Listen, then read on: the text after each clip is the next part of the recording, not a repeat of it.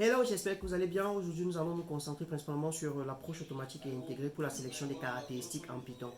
Donc, la sélection des caractéristiques est une étape cruciale.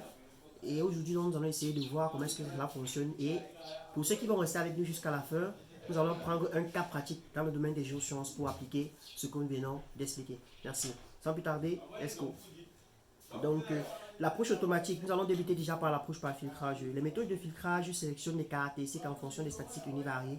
Elle évalue chaque caractéristique individuellement en fonction de sa relation avec la variable cible. Donc là, nous allons prendre par exemple la bibliothèque, nous allons prendre la base de données Iris et nous allons utiliser la fonction select the best comme nous avons utilisé hier. Et nous allons effectuer un test d'équilibre. Après avoir compilé, donc, nous obtenons ces éléments-ci qui nous permettent d'avoir les caractéristiques les plus élevées. Et donc, généralement, ce sont les caractéristiques qui sont les plus élevées que nous allons utiliser dans le cadre de notre travail. Alors, ici, après, on prend la méthode de Wrapping. Sur les méthodes de Wrapping évaluent les sous-ensembles des caractéristiques et construit un modèle en utilisant les performances pour évaluer la pertinence des caractéristiques. Donc, ici, on prend un exemple. Nous allons, toujours avec la bibliothèque Lyris, utiliser un modèle de régression logistique dans lequel nous allons implémenter et compiler. Avoir donc les caractéristiques sélectionnées de tel enseigne que nous pouvons identifier ces paramètres false, false, true. Le ranking des caractéristiques 3, 2, 1, 1, 1. Alors, ici, on va utiliser maintenant l'approche intégrée. L'approche intégrée, nous allons prendre les méthodes intégrées qui effectuent la sélection des caractéristiques lors de la construction du modèle.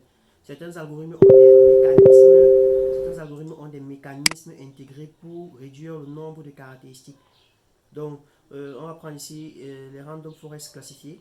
Et puis là, toujours avec la base de données, on applique les random forest classifiés, on effectue une importance des caractéristiques. Et puis on va donc classer cela, on va voir quels sont les éléments qui ont les meilleures caractéristiques ici.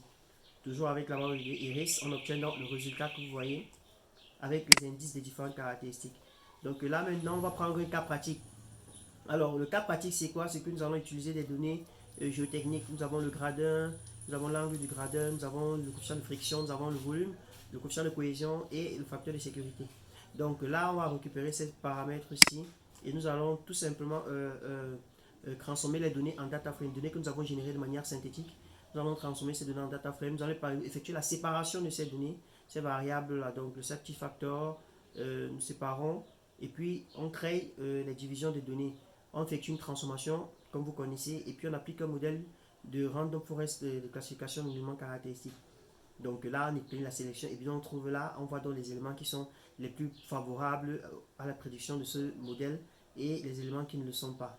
Effectivement, on voit qu'on peut sélectionner true, true, true et le reste c'est false.